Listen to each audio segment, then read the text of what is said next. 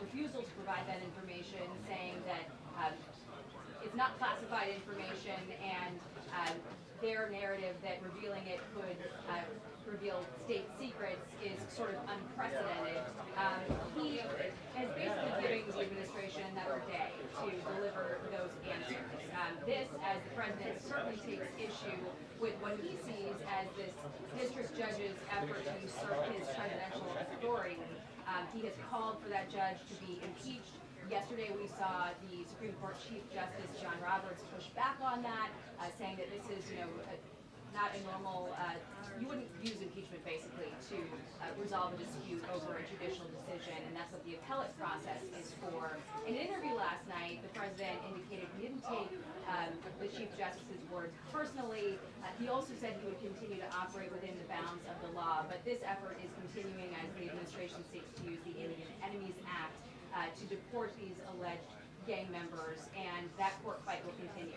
Meantime, you had the president speaking on the phone this morning with Ukrainian President Vladimir Zelensky after his call yesterday with Russia. The one open question we have is the Kremlin has asserted multiple times now that Putin made clear that a condition for any stop to the war, potentially even a ceasefire, would be halting military aid. The president said on Laura Ingraham last night that never came up on the call. So we are awaiting details on what the president discussed with Zelensky shortly.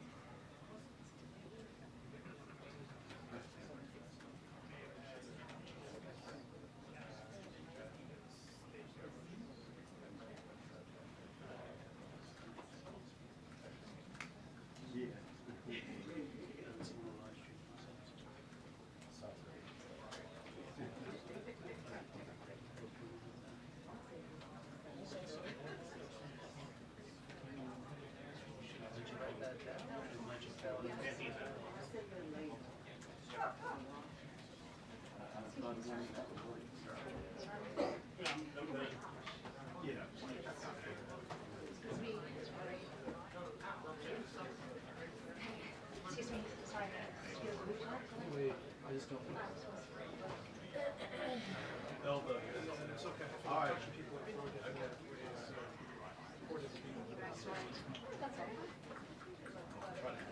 It's okay, I'll let you know.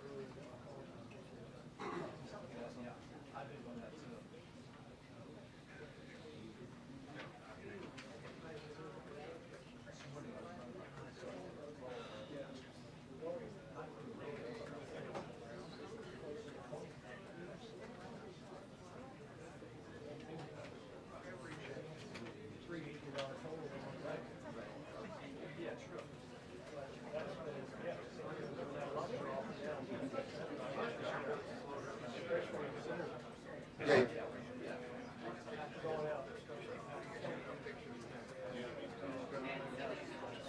mean, going through the bananas. That's always. Usually after you get past that,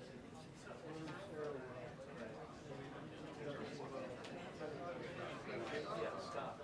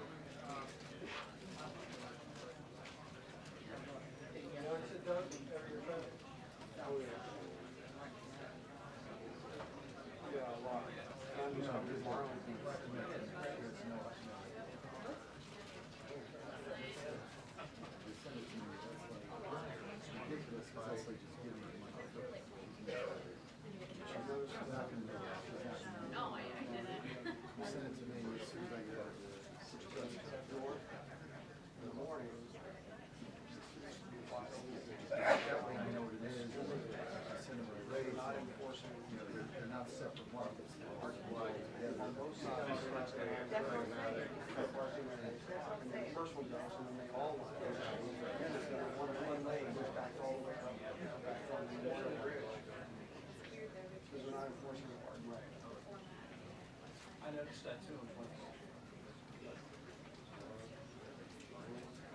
Anywhere you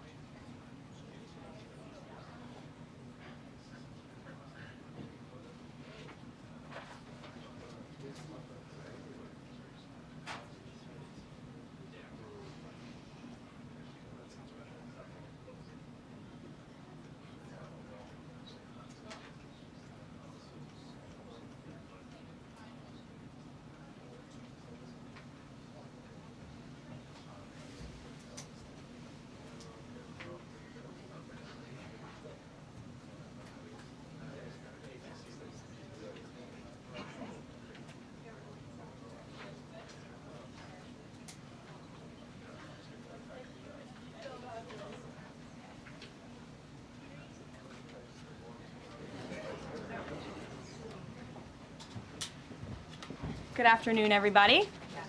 How are we? It's a newsy day indeed. And last night we saw the very best of America. After spending nearly 300 days aboard the International Space Station, Butch Wilmore and Suni Williams are back on Earth. These two incredible astronauts were only supposed to be up there for 8 days, but because of the Biden administration's lack of urgency, they ended up spending 9 months in space. Joe Biden's lack of courage to act boldly and decisively was a big reason why Butch and Suni did not make it back until yesterday. But President Trump doesn't waste time. Immediately after taking office, President Trump directed Elon Musk and SpaceX to rescue these brave astronauts alongside NASA. The president also called the acting administrator of NASA and told her to bring the astronauts home as soon as possible. As acting administrator Janet Petro said herself yesterday, per President Trump's direction, NASA and SpaceX worked diligently to pull the schedule a month earlier. The president looks forward to welcoming Butch and Suni to the Oval Office when they are recovered. This historic mission brings new meaning to President Trump's promise to always look out for the forgotten man and woman. On another important matter, yesterday, President Trump and President Putin spoke about the need for peace and a ceasefire in the Ukraine war. Both leaders agreed this conflict needs to end with a lasting peace and also stressed the need for improved bilateral relations between the United States and Russia. President Trump also spoke with President Zelensky this morning to align both Russia and Ukraine in terms of their needs and requests. As President Trump has said repeatedly, the precious lives and money that both Ukraine and Russia have been spending in this war would be better spent on the needs of their people. This terrible conflict would have never started with President Trump in charge, but he's determined to end it once and for all. President Trump also promised maximum transparency and a commitment to rebuild the trust of the American people in our intelligence community. Part of that promise was to fully release previously classified records related to the assassination of former President John F. Kennedy, and he made that happen yesterday. This historic release consisted of approximately 80,000 pages of previously classified records that are now published. The records are available to access either online at archives.gov/JFK or in person, accessible to the American people at the National Archives in College Park, Maryland. Records that are currently only available for in-person viewing are being digitized and will be uploaded in the coming days. On another note, positive economic data continues to pour in, showing the immediate impact of President Trump's pro-growth agenda. After suffering a steep decline in the final year of the Biden administration, the manufacturing sector came roaring back in February. Industrial production surged in February, these are new numbers, 3 times at a greater 3 times rate than the expectations to its highest ever recorded level. And President Trump's laser focus on massive deregulation and unleashing our domestic energy industry is leading to stabilities for Americans' bottom lines. As Newsweek summed it up today, gas prices are plummeting under President Trump. And the Trump administration continues to make American communities safer through our ongoing mass deportation campaign of illegal alien criminals. Yesterday, FBI Director Kash Patel announced the agency captured another fugitive from its 10 most wanted list, securing the extradition of Francisco Javier Roman Bardeles, a key senior leader of the brutal MS-13 gang. And the brave men and women of ICE also arrested a number of dangerous aliens across the country in recent days. You will see them on this screen. ICE San Francisco just arrested a citizen of Guatemala convicted of sexual battery. ICE New Orleans arrested a citizen of Ecuador convicted of rape in Suffolk County, New York. ICE Atlanta arrested a citizen of Mexico convicted of assault by strangulation. ICE Dallas arrested a citizen of Mexico convicted of assault with a firearm and rape with a foreign object. And ICE Houston arrested a citizen of Guatemala convicted of indecent sexual contact with a child in Texas. These are heinous criminal alien monsters who the previous administration allowed to flood into our country. And every time President Trump and this team deport one of them, our country becomes safer. Finally, before I open it up to questions, I want to tout how successful our efforts have been in filling out President Trump's administration. There have been a record number of 281 Senate confirmed nominations already, with another 280 in process. Here at the White House, OPM and GSA, we have filled 100% of the total number of slots. And this is a record number of placements in the first 58 days of any administration, and a testament to the caliber and the sheer quantity of talented people who want to work for President Trump to make America great again. Here in our new media seat today, we have Katie Pavlich. Katie is the editor of townhall.com, which is a subsidiary of Town Hall Media. It's a leading conservative news and opinion outlet based right here in Washington, D.C., with writers and journalists reporting around the country. Last year, Town Hall Media had 60 million unique users and 1.4 billion page views, with a broad reach on a number of social media platforms. With that, Katie, please kick us off. Thank you, Caroline. Really appreciate it. Sure. Thank you. So given the back and forth with this U.S. District Judge and the administration's use of the Alien Enemies Act, does the President plan to send new and additional flights of Venezuelan gang members, now designated as foreign terrorists, from the U.S. to El Salvador or elsewhere? Can Americans expect to see those flights sometime soon? Americans can absolutely expect to see the continuation of the mass deportation campaign that has been successfully led by this president, Secretary of Homeland Security Kristi Noem, and also our Secretary of State, Marco Rubio. Since you brought up the judges, I would like to point out that the judges in this country are acting erroneously.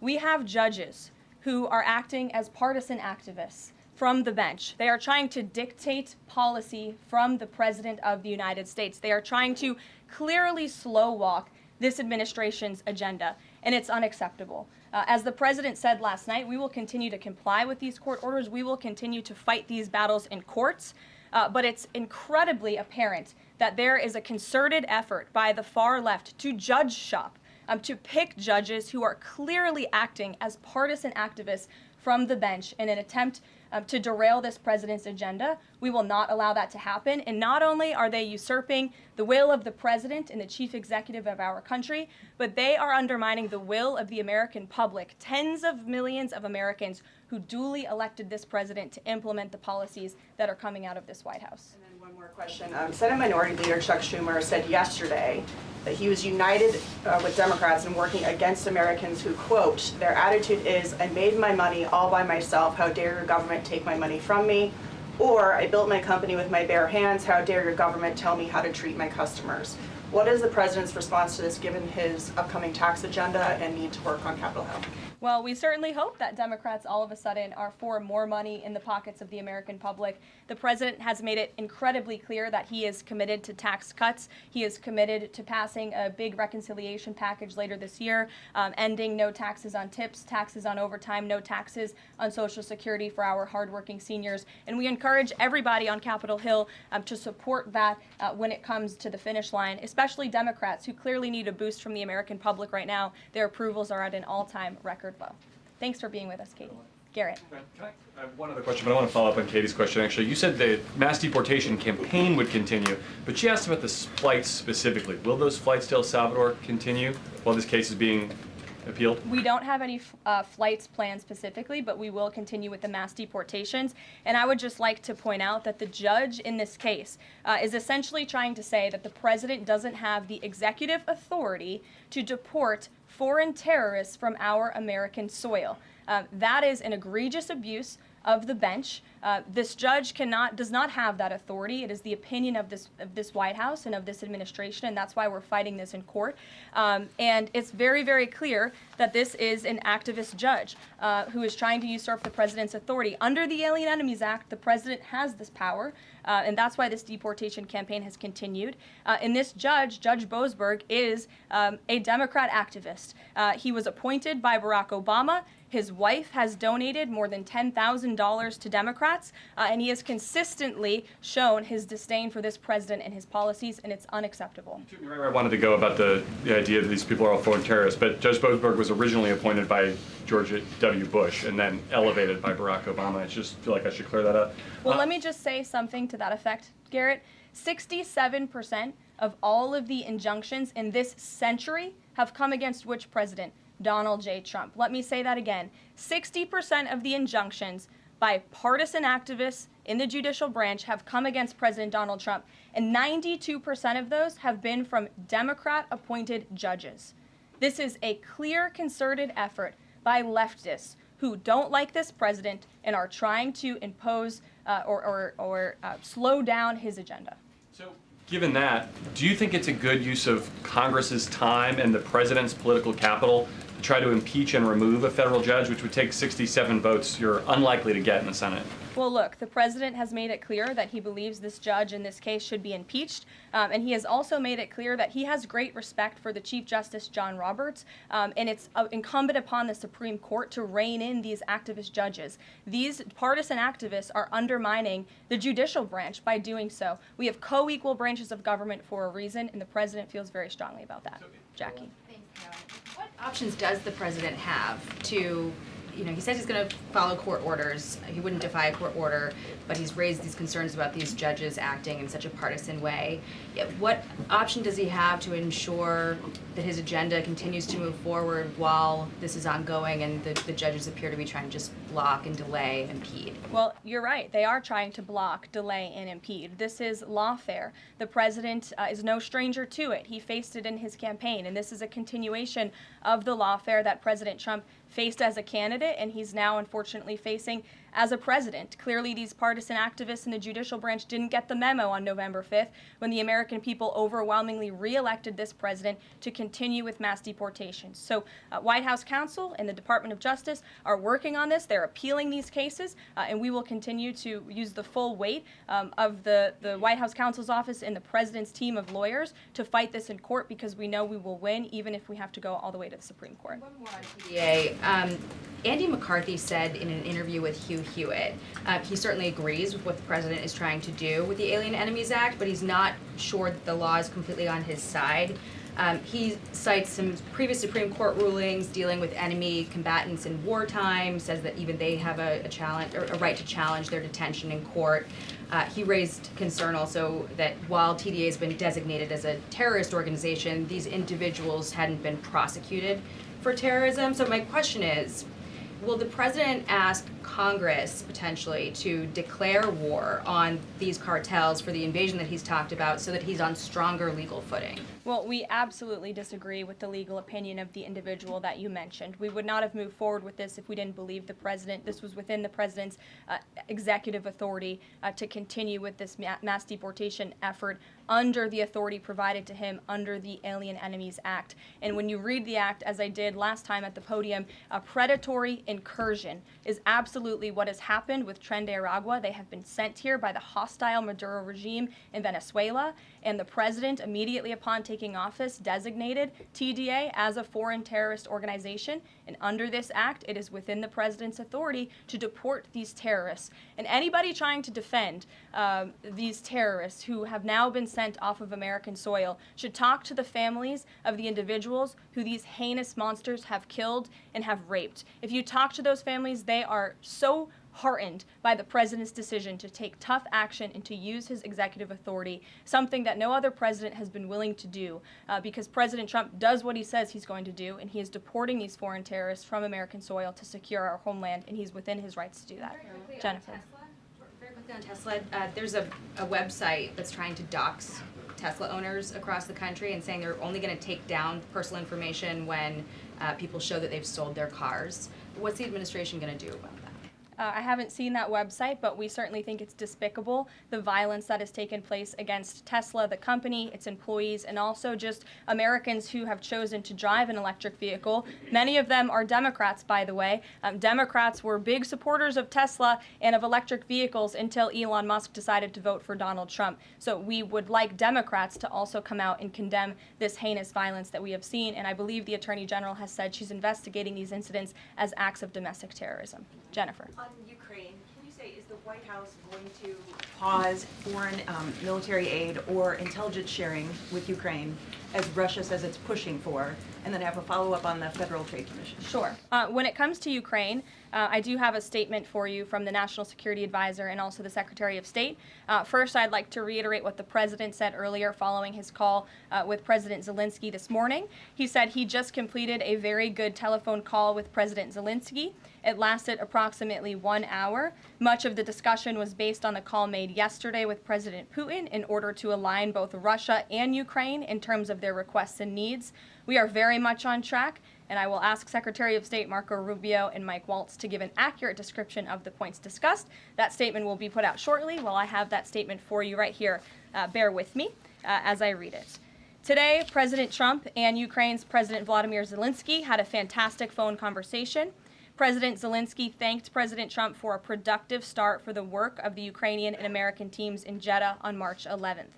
The meeting of the senior officials from both nations significantly helped in moving toward ending the war. President Zelensky thanked President Trump for the support of the United States, especially the Javelin missiles that President Trump was first to provide and his efforts towards peace. The leaders agreed Ukraine and America will continue working together to bring about a real end to the war, and that lasting peace under President Trump's leadership can be achieved.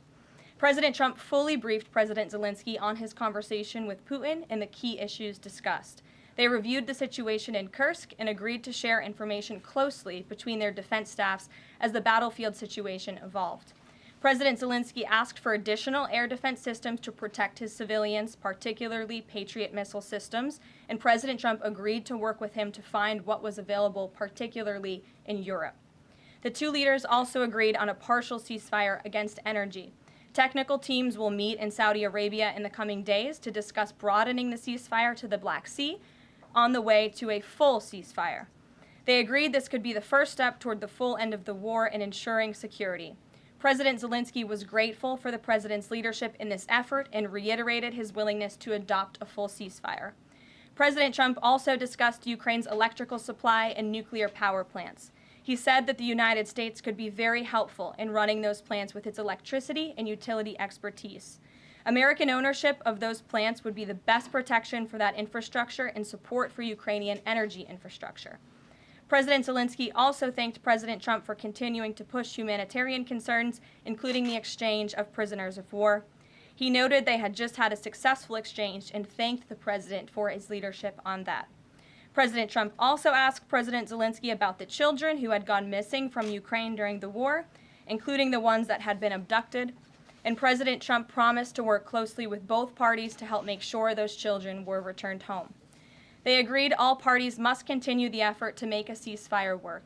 The presidents noted the positive work of their advisors and representatives, especially Secretary Rubio, National Security Advisor Mike Waltz, Special Envoy Kellogg, and others. The presidents instructed their teams to move ahead with the technical issues related to implementing and broadening the partial ceasefire. The presidents instructed their advisors and representatives to carry out this work as quickly as possible. The presidents emphasized that in further meetings, the teams can agree on all necessary aspects of advancing toward lasting peace and security.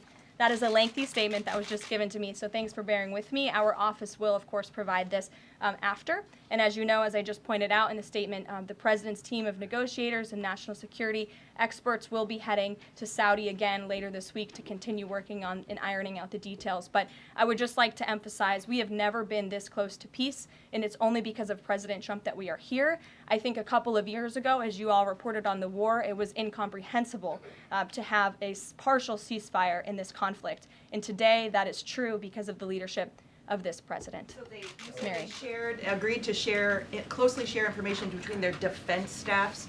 Does that mean all intelligence sharing will continue? So the White House is rejecting Russia's request to pause. Intelligence sharing in terms of defense for Ukraine will continue to be shared. Mary. Thanks, Caroline. I have two questions. One on the United States Institute of Peace and then on the Supreme Court, if that's okay. Sure.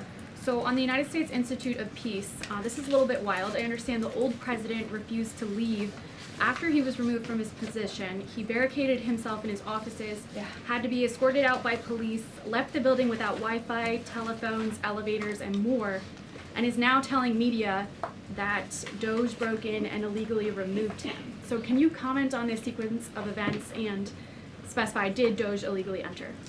I'm really glad you brought this up, Mary. We were made aware of this story by individuals at DOJ, at Elon Musk's team, and also at the State Department who were unable to access this building. And it became very clear that there was a concerted effort amongst the rogue bureaucrats at the United States Institute of Peace to actually physically barricade themselves essentially inside of the building to prevent political appointees of this administration who work at the direction of the President of the United States to get into the building. There was a piece in the Daily Caller, thank you for sharing the truth on this, about what happened. Staff contacted the MPD in an attempt to prevent DOJ personnel from entering. They barricaded the doors. They also disabled telephone lines, internet connections, and other IT infrastructure within the building. They distributed flyers internally, encouraging each other to basically prevent these individuals from accessing the building. I use this to say this is what DOJ and this administration is facing. It's a resistance from bureaucrats who don't want to see change in this city. President Trump was elected on an overwhelming mandate to seek change and implement change, and this is unacceptable behavior. Thank you. And just really quick on the Supreme Court, I know it's been almost 3 years now since the leak of the draft Dobbs opinion to Politico, actually. A leak which sparked protesting outside the homes of the justices and even brought on one attempted assassination attempt. I know Justice Alito said that it made the justices targets for assassination, but yet the Supreme Court has not tracked down any leaker. Does the White House have interest in finding out who that leaker was, and can you comment on that at all? I know generally speaking the president has an interest in finding leakers and he believes it's unacceptable, and it's the position of this administration. You've seen the Secretary of Homeland Security has taken tough action at her agency. Leaking is unacceptable to this president and to the leaders across the board in this cabinet, especially when it puts people in harm's way. Sure. Thank you, Caroline. A mom whose daughter was forced to change in a locker room with a biological male at school files a complaint with the DOJ. How will the Trump DOJ deal with violations of President Trump's orders protecting women and girls like this? I would defer you to the Department of Justice on that specific case, but the president has made it incredibly clear that it is the policy of this administration that there are only two genders, male and female, only two sexes rather, male and female, and that we are not going to tolerate such behavior by men pretending to be women. The president will continue to strongly stand for the rights of women and girls, not just in sports and on athletic fields, but also in private spaces like locker rooms and bathrooms. Sure. Go ahead. Thank you. On the FTC, two quick questions. Can you explain the president's thinking in his decision to fire the two Democratic commissioners, especially given that Mark Meadow is on track to be confirmed next week and there would be a Republican majority? My biggest question is why now? Sure. Because the time was right to let these people go, and the president absolutely has the authority to do it, and they were given ample notice in a letter that I believe your outlet reported on, so it pretty much explains exactly why this administration chose to let those individuals go. Is the ultimate goal to get this to the Supreme Court to try to overturn the 1935 precedent? The goal was to let these individuals go. If we have to fight it all the way to the Supreme Court, we certainly will. Rachel. Back to those deportation flights to El Salvador, can the administration provide any more details on how authorities determined that each of those men were in fact members of a gang? And if the White House can publish images, photos, videos of those men, why can't the administration just release basic information like their identities and names? We are not going to reveal operational details about a counterterrorism operation, but what I can assure you, as I said on Monday, we have the highest degree of confidence in our ICE agents and our Customs and Border Patrol agents who have committed their lives to targeting illegal criminals in our country, particularly foreign terrorists, and they had great evidence and indication. They have the highest degree of professionalism, and they were 100% confident in the individuals that were sent home on these flights and in the president's executive authority to do that. Follow up, I know in the last briefing you cited privacy concerns as a reason why the administration may not be able to reveal the identities. What exactly are the privacy rights of immigrants who were deported that the administration says were dangerous enough to be sent to El Salvador and sit in a prison? Again, as I just said, we're not going to reveal the operational details of a counterterrorism operation for quite obvious reasons. We're trying to combat terrorism here in the United States of America. Jeff. I could ask something else about the phone call yesterday. There was a couple different readouts from the Kremlin and the U.S. on a couple different points. One was energy and infrastructure. The U.S. statement said energy and infrastructure. The Kremlin said energy infrastructure. What is your understanding of what the actual substance of that disagreement was, then I have one other question on that. I would defer you to the readout that was provided by the White House. That's our understanding, and that's the truth. And if I could ask a question about the judge as well. How does a president define a bad judge? Is it just someone who disagrees with him? And is that a dangerous precedent in this case, because this is a temporary ruling from Judge Boasberg that he could ultimately rule in your favor? Is he setting up a standard here for calling for the impeachment of a judge who may ultimately rule on your side? No, it has nothing to do with disagreeing with the president on policy. It's with disagreeing with the Constitution and the law. And it's trying to usurp the authority of the executive branch of this country. It's having baseless reasoning for these injunctions. And it's a clear effort by these judges to slow roll this president's agenda. And if you just look at the injunctions that this president has faced, deporting foreign terrorists from our homeland, hiring and firing of executive branch employees, which when the president is the executive of the executive branch. You also see an injunction by a partisan activist judge when it comes to the Secretary of Defense trying to determine the readiness of our troops and the qualifications of our troops in our armed forces. Does a single district court judge really have more authority over the Commander-in-Chief and the Secretary of Defense to determine who should serve in our United States Armed Forces? Absolutely not. Anyone who has taken a basic civics lesson can understand that, and it's ridiculous lawfare that we are witnessing. And it's. I'm sorry. The president said he respects the Chief Justice here. Does he respect him specifically on this case and this opinion, or respects him overall? And has he spoken to any other Supreme Court justices? The president respects Chief Justice Roberts overall. He just expressed that to me in the Oval Office, but it's also quite clear that the Supreme Court needs to rein in these judges who are acting as partisan activists, and they are undermining the judicial branch, and it's a dereliction of duty on their behalf. Deanna, go ahead. Thank you so much, Caroline. On the call with Zelensky, did they discuss the minerals deal at all?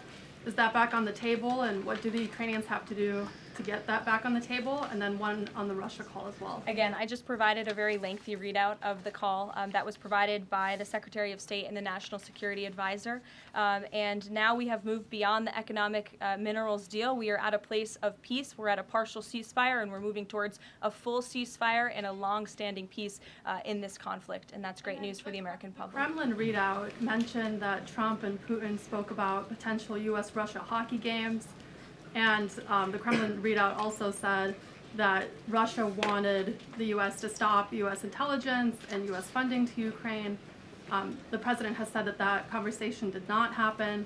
Just wondering if you can get us any more clarity on that. And also, again, if it's energy infrastructure or if it's energy and infrastructure, because I think there is a big difference between that. Again, as for the readouts of the call, I would defer you to ours. And when it comes to the topic of hockey, it did come up. However, we're more interested in securing a peace deal than scheduling hockey games right now. Sean.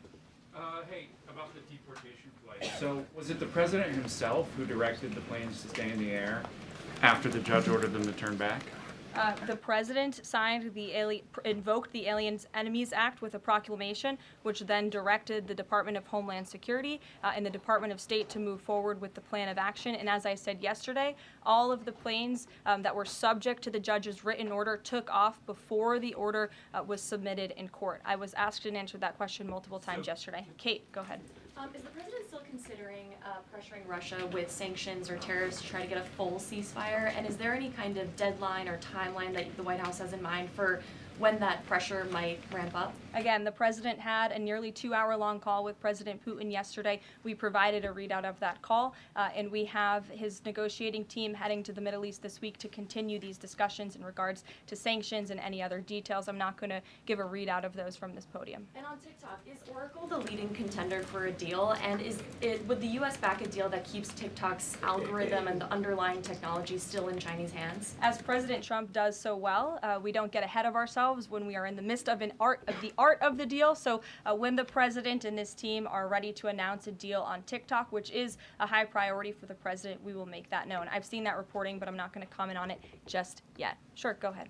Thank you, Press Secretary Levitt. Some prominent Trump supporters have been making the case that Derek Chauvin deserves a pardon. They argue that he did not receive a fair trial. Joe Biden and other Democrats actually implied that he was guilty while the trial was going on. BLM rioters had these jurors under immense threat and pressure. Mainstream media, frankly, many news outlets here today are complicit here. They chose to ignore the autopsy report. They chose to ignore the full body camera footage. They decided to slander Derek Chauvin as a racist cop instead. Does the administration believe Derek Chauvin received a fair trial, and will they consider a pardon moving forward? The president has been asked and answered this question. He said it's not something he's considering at this time. Philip. Thank you. Two questions. First, just a follow-up on the readouts from those calls. When it comes to the discrepancies between the U.S. and Russian readout of that call between President Trump and Putin, is it the president's assessment that something is getting lost in translation, or does he believe that the Russians are trying to play games here? Nope. The president believes in his team that put the readout out, and he also put his own out on Truth Social. We've been incredibly transparent about all of the president's calls with foreign leaders, and again, I would defer you to the readout. And then following up Michael. on... Thank you, Caroline. White House said yesterday that gas prices across the U.S. have fallen for the fourth straight week. 34 states now seeing gas under $3 a gallon. This limited ceasefire with Ukraine regarding oil refineries, energy, will that affect gas prices here in the U.S.? Well, it's certainly the president's hope that gas prices will continue to fall, and he's working every single day to ensure that we do. As you just mentioned, there's been very encouraging data. Inflation is cooling and gas prices are falling. The president has established a National Energy Dominance Council, and it's ultimately the president's goal, and this administration is working hard on it every single day, to increase our energy production right here in the United States of America, to have it Trump energy boom like we saw in our first term, which will not only lead to lower fuel prices here at home, but also lessen the rate of inflation that was created by the previous administration. One more on Tesla, Caroline. Tim Walz, Governor Walz, saying last night he frequently checks Tesla stock. In doing so, to quote, give me a little boost during the day. How should Americans view politicians who take pride in the downfall of an American car company? I think that's quite sad, but I think Governor Walz unfortunately is living a sad existence after his devastating defeat on November 5th. Reagan, go ahead. Thank you, Caroline. Across the country, Tesla cars are being lit on fire, dealerships are being shot up, Molotov cocktails are being used. There was a website posted yesterday that shared the addresses of private Tesla owners and reportedly had Kash Patel's information on it. A.G. Bondi has called this acts of domestic terrorism. Does the White House have any indication that this is some sort of coordinated movement or that it's being funded by some outside group? And do you know if the investigation by the DOJ is being investigated as incidents of organized terror? I believe the Attorney General has made her comments clear on that. She is investigating these events as acts of domestic terrorism, and we fully condemn them. And as I said earlier to Jackie's question, we think it's despicable what is happening to not just this American company, but also their innocent employees. And again, innocent Americans who drive these vehicles. We condemn it wholeheartedly. Sure. More than 24,000 workers in 18 agencies are in the process of being reinstated. What is your message to these workers, and can you assure them they won't be fired again as the administration directs agencies to do more layoffs? Well, the administration is complying with the court's order. Again, as I have spoken about repeatedly, we think it's despicable that we have judges acting as judicial activists, partisan activists, trying to dictate who the President of the United States, the executive of the executive branch, can hire and fire. We have never seen anything like this. We are fighting this in court, and we will continue to fight it all the way to the Supreme Court if we have to. And as for federal employees, it's been the very common sense position of this president and the administration that bureaucrats here in Washington, D.C. need to show up to the office just like the rest of America. Middle-class Americans, from doctors to business owners, to teachers, to law enforcement officers, have to show up to their offices every single day. And the president has made it a clear priority that people in this city have to do the same. And we are also continue to be committed to reducing the scale of our workforce and to reducing the size of our federal bureaucracy here in Washington, D.C. to save taxpayers' money. Annie, go ahead. Thanks so much. In the statement that you read, you referenced the president's interest in helping return Ukrainian children to their parents and to their families. There's an organization that provides intel and information about those children that their aid has been cut. It's a Yale University program that used foreign aid. And I'm curious if, as part of this new thinking with Ukraine, that aid might be unfrozen. I have no updates about that or that specific program at this time. Karen. Follow up on your answer to the question on the minerals deal. You said that the White House has moved beyond the minerals deal. What does that mean? Is that no longer on the table? Nope. It means the minerals deal was that first set of framework that you all saw in that very public meeting with President Zelensky and President Trump in the Oval Office. We are now focused on a long-term peace agreement. As you know, on that deal or that meeting between President Zelensky and President Trump, the Ukrainian president at the time wasn't talking about a greater peace deal. We are now at that place where we are talking about that. So we've moved beyond just the economic minerals deal framework, and we're looking at a lasting ceasefire. Right now we're at a partial ceasefire, but again, the president is sending his highly skilled, intelligent, and experienced team to Saudi Arabia later this week to continue fighting for peace in this conflict. And I would just reiterate one more time, we have never been closer to peace than we are today. Thank you very much, everybody. We'll see you later. Carol, you Israel Gaza question?